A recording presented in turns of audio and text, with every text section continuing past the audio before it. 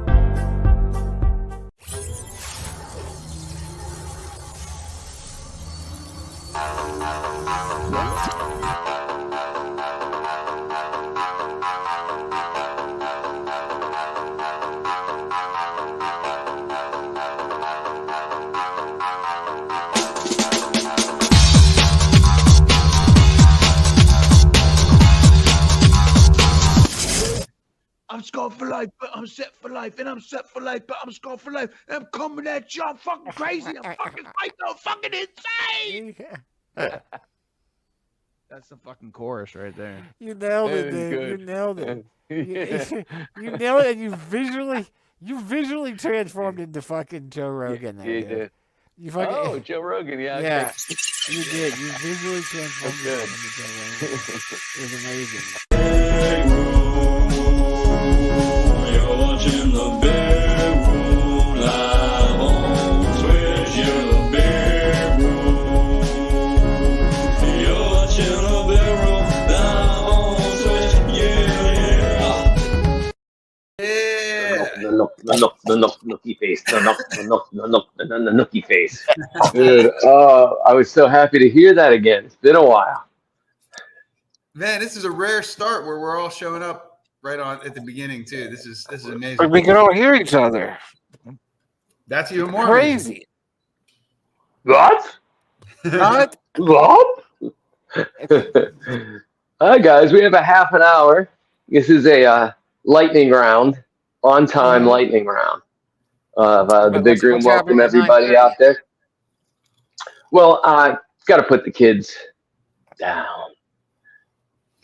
Rebecca is out with our parents ad hoc. Really? Yeah, Mom comes out to get her hair did periodically, and she likes to do it on a Wednesday so that they can sing karaoke together afterwards. Oh, that's awesome. Yeah, That's awesome. yeah. So next week is Jafar's birthday on 18th, as you know, 777. 81, right? 8881. That's right. And you're 7771. Yep. Yep. How cool is that, right? It's a sign. Cool. Crazy. So yeah, they're in a boot. So it was either after the kids go to sleep at 10 o'clock or while they're still showering and doing their Duolingo, stuff like that. Why you so sweet, BB Bamboo? Oh, I don't know. I don't know. Libby. It's, yeah, I just been busy working and nothing crazy. Just I've been sleeping good, been getting good sleep, been getting good sleep and So good, I want more. yeah, I want more. It's like yesterday, dude. Yesterday was one of those days where I woke up.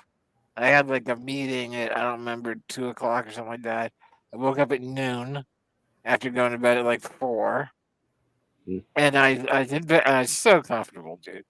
I was just so comfortable, Nice. and I just like I don't want to get up. Is there some way to call? No, I can't call off the meeting. It did not want to wake up. I was so comfortable.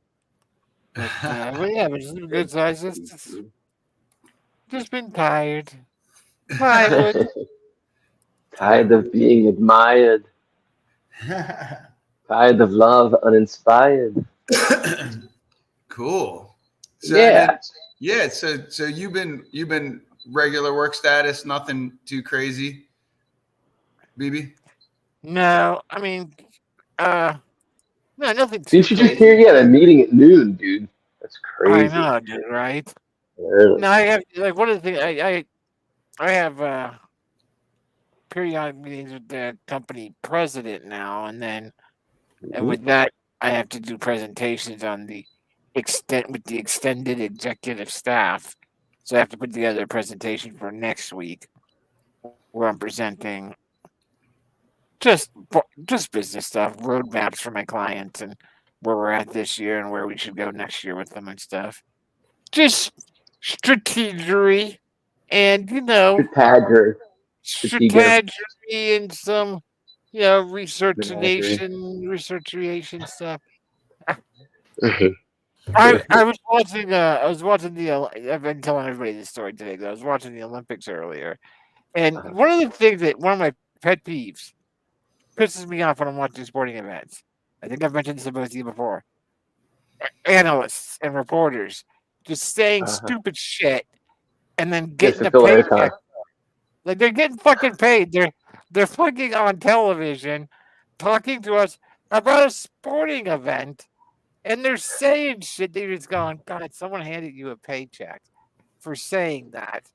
And earlier today during the Olympics, they're talking about some gymnast one of the male gymnasts. It's his first Olympics, and their analyst is there talking live, and their analyst says, "I swear to God, I'm not making this up." Karen was there, and she hears me, and the analyst goes, "Well, it's his first Olympics, and he's doing really amazingly well for it being his first Olympics." And I think the reason that he's doing so well in his first Olympics is that he has this ability to really do gymnastics. And that's it. That's his line. The gymnast, the reason he's doing so well is that he has this ability to really do, and he paused just like that, to really do gymnastics.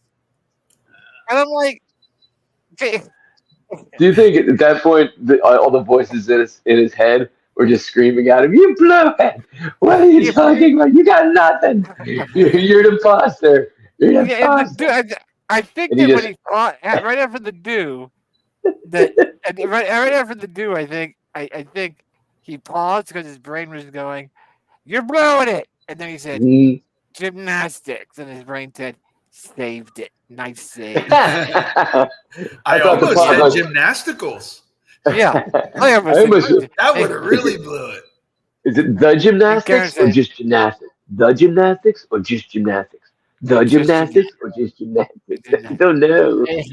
And Karen says, Gymnastics. and right after that, Karen says, "Well, Gold. I guess it's good that he's on the gymnastic team then." And I was like, right? Like, like, I mean, initially, we were going to have him as part of the swimming team. And then one of our coaches said, "You know what? That guy has an ability for gymnastics. Maybe we should put him on the gymnastic team." Yeah, I couldn't believe it. I just fucking, I don't know what the guy Good. makes, but I bet you for the 2 weeks he's in fucking Paris announcing the fucking Olympics, he's making more money than I am. Fucker. So about announcing the Chillins and the K-Rock, everybody. Uh-huh. The Chillins are the Chillins. They do all kind of amazing stuff that we wish we had the technology to do, and they had the technology, so they have an outlet for all their creativity. And one thing, Biggie is into the sports, the sports, The competitive sports. the sports of competition.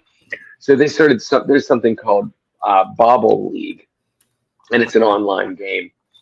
And so they started their YouTube channel that is Dynamo Bobble League, and they have 6 different teams that they've created, and each one has their own arena and their own thing, and and they have live competitions working towards the championship.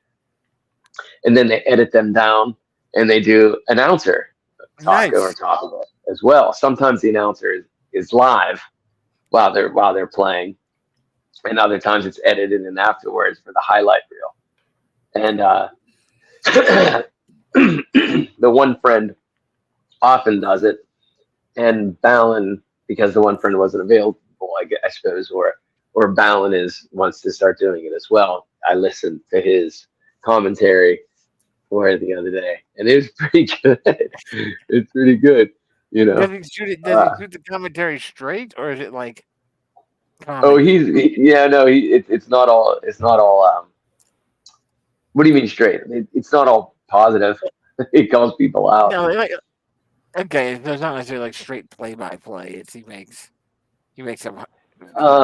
Well, I suppose it's commentary, but he does talk about the play and what they're doing in real time. This. Okay, he's setting up and I would have went for the thing. Last time I was looking at his stats, and then he'll pull the stats up. He taught himself. He was teaching himself OBS yesterday, Adam, so that he could do these over. Yeah. So that last night at bedtime, he was teaching me OBS that he had just started picking up about 6 hours earlier. I was like, we tried BB and I tried our hand at that at the early days of this, and we just that's what I told him. Cashed in the StreamYard, Just do street. Well, I told him that,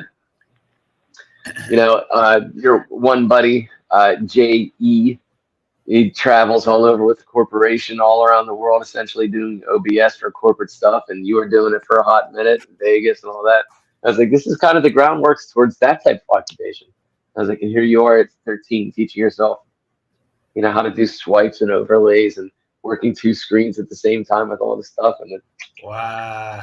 yeah, and he's trying to get set up so he can do it in real time to win the matches, That's But amazing. it's just fascinating. Announcing the sports. It's just sports. But anyway, yeah, fascinating stuff. Very What about you, Ad Hoc? We got about another 14 minutes left of this power episode. Oh yeah. How's the new stuff? How's the real estate? How's everything? All right. So I'm in the sales thing and realizing like I made 0 sales the past 2 weeks. This is the security system. So I'm not off to a rocket start. Not off of the 6-figure start. Dude, no, I'm not, man. A little always disappointed. But the thing is that I'm realizing that I have to relearn this. So basically, it's like I liken it like this. You get married. You're married for a long time. You're not playing the field. Playing the field is totally different than being married. Two different kind of strategies, if you will. So sales is like it's strategism. Like, I've been out of sales for a long time, and I have to relearn it. Like I know the high level overview of what's happening, and I know the logic of it, but the execution. Execution got to relearn to slow down, got to relearn to like repeat their objection, like how to handle their objections. Yeah. Like guide them. Yeah. Like have this conversation that they don't just feel like, you can't just tell them stuff. You have to ask questions. Are you making phone calls? Are you going out and seeing people? Like where are you at? Or are you just It's home alarm systems for ADT. So do you visit their homes or do you? Yeah, no, we're going around and knocking on new homeowners' doors. So cold door, yeah. It used to be. What you should do is try to, instead of knocking on the door, knock on their window. Yeah, I know. Just lift up their window and say, I think you guys need a security system. The night before, you should go and rob them. Yeah, right? Right? And then show up. And if they'd be like, hi, yeah. And you know what just happened? They'd be like, dude, oh that has happened. There's an app.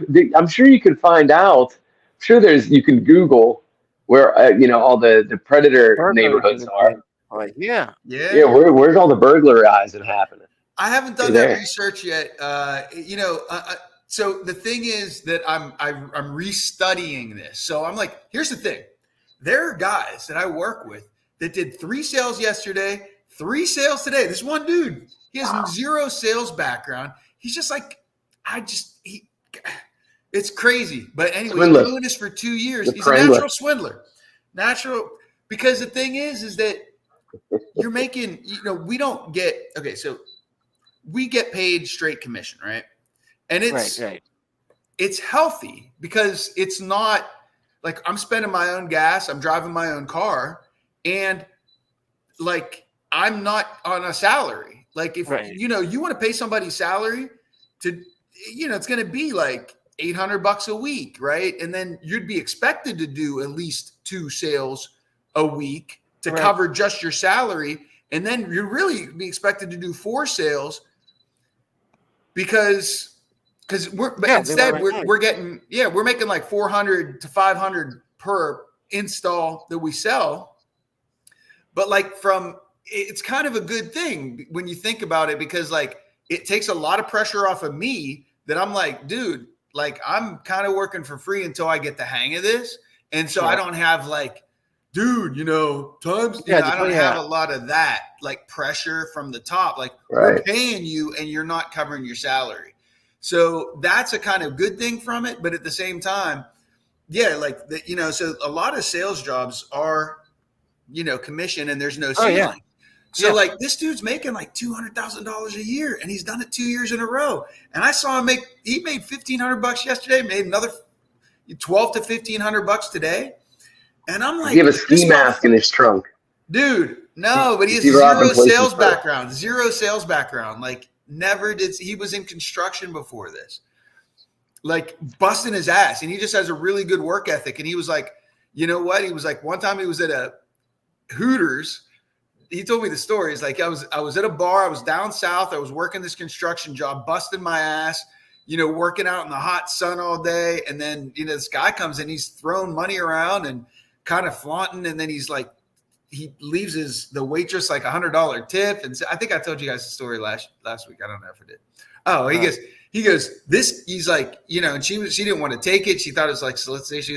He's like, listen, I'm telling you like what I do and you could do it too. You know, this is, you know, you can make more money than where you're at right now. So he was like trying to recruit this girl into sales, just kind of braggadocious. But this dude that we work with, Levi, he goes over and he's like, dude, like strikes up a conversation with guy. And he's like, what's going on, man? Like, he's like, dude, I make like $1,500 a day. You know, it's like, it's not a big deal, but he's like, I didn't used to be able to do this. Like I started off like everybody else. I was poor, you know, but now I'm rich. And he's just like, I'm trying to spread the wealth. Like you're setting your bar too low. Like you should get into this. Like you have a good personality and stuff. And then they talked and he was like, yeah, I'm in alarm sales, security, you know, for ADT. He goes, you should check, see like if they're hiring. You're from Pittsburgh, huh? Yeah, I'm going back there in a week. He's like, well, let's, you know, you should check to see if they're hiring. So he does. They go online right then and saw that they were hiring because they're pretty much constantly hiring because it's not an easy job. Like you have to be able to sustain yourself for weeks with no pay, like as you're learning how to sell, right? And most people can't do that. Like they don't have the skill set or they're not willing to develop it. They're not willing to learn it. The thing for me, and I told Cynthia, you know, she's like, honey, she's like, I'm so proud of you. Like, I thought you would have quit and given up by now because, you know, but she's like, your attitude's really great. And I'm like, listen, I see what these guys are making. I'm going to learn this shit. Like, I'm going to learn this, bro. Like I'm restudying. I'm watching YouTube videos about pacing and how to slow down. Like I'm the type of dude where I figure shit out fast and like I want to give the solution, and sales doesn't work that way. Sales is like you have to use empathy and like you understand like you know, and you have to, other thing is you have to talk a certain way, you have to calm down, you have to do this, right? So I have to like relearn those things. And then the other thing is you have to become a character. It's acting. It's an acting gig. It's like, listen, you have to take on well, it's like when we take the stage, you know, you become that character. It's another side of yourself that you release. It's that, but it's not that. It's really reframing that I'm not selling you. I'm here to help you. And the reality is if everybody that was a homeowner could afford a home security system, they would have one. Why wouldn't you have one? Right. So the other thing is like, what's your, you know, when I talk to parents, it's like, I learned this today. It's like, family is the most important thing.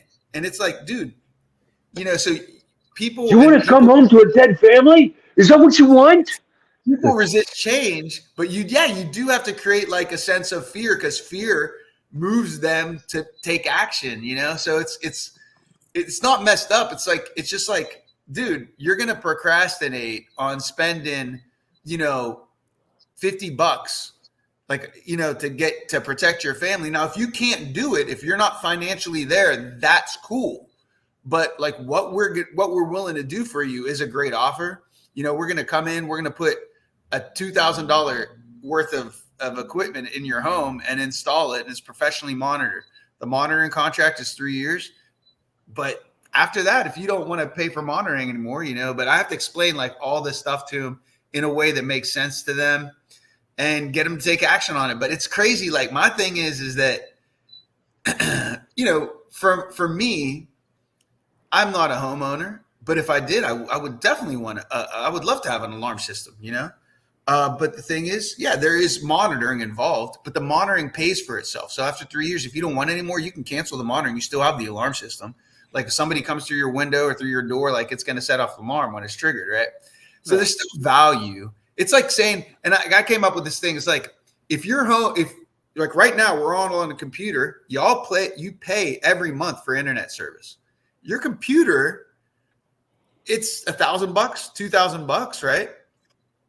But your internet service doesn't offer to give you $2,000 if you stay with them for 3 years.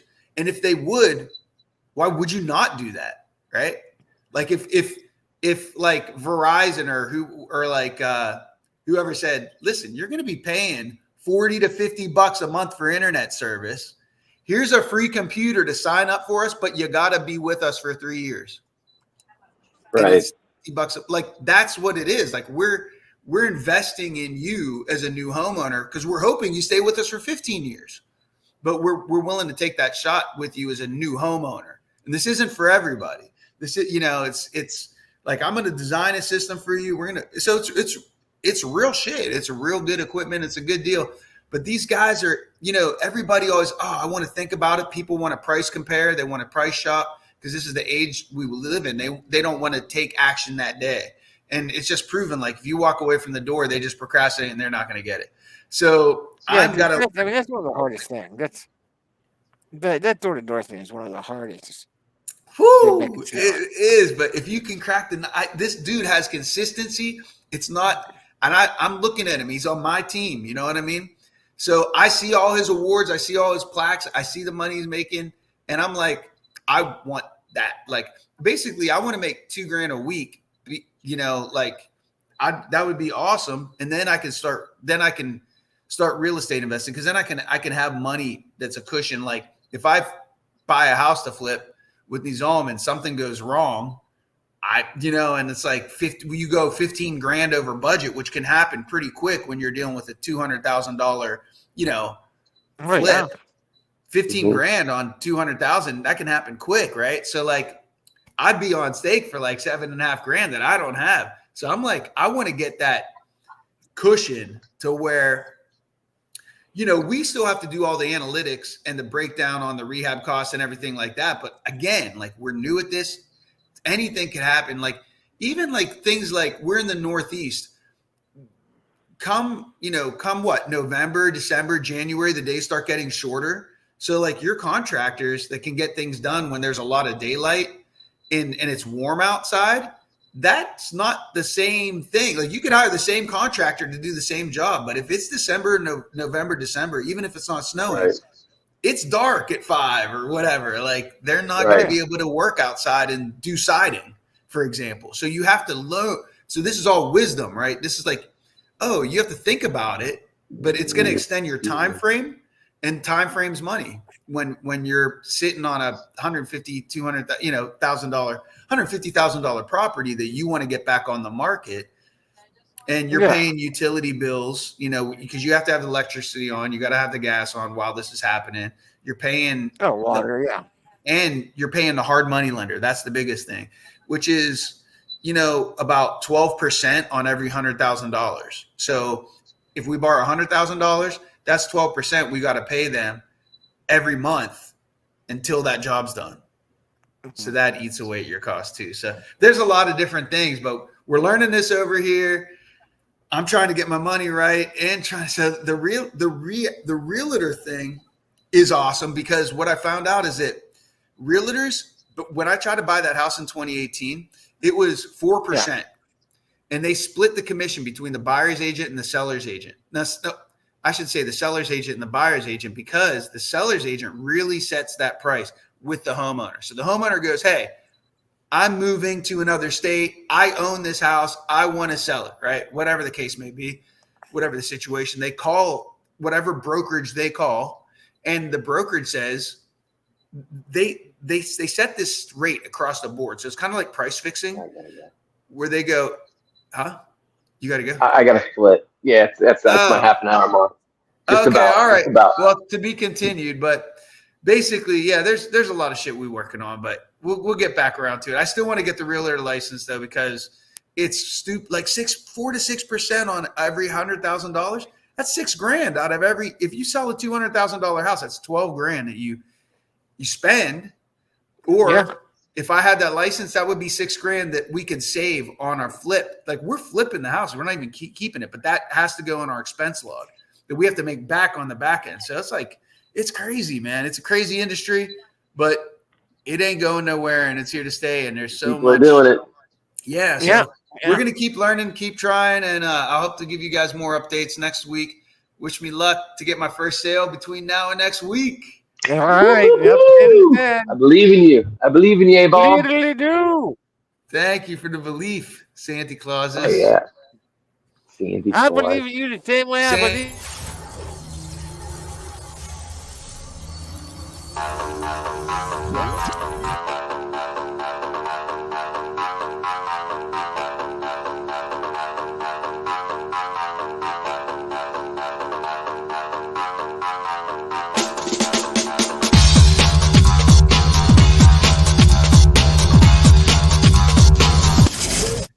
I'm scarred for life, but I'm set for life, and I'm set for life, but I'm scarred for life, and I'm coming at you. I'm fucking crazy. I'm fucking psycho, fucking insane. That's the fucking chorus right there. You nailed it, dude. You nailed it. You nailed it, and you visually transformed into fucking Joe Rogan. You did. You fucking, Joe Rogan, yeah. Yeah, you did. You visually transformed into Joe Rogan. It was amazing. You're watching the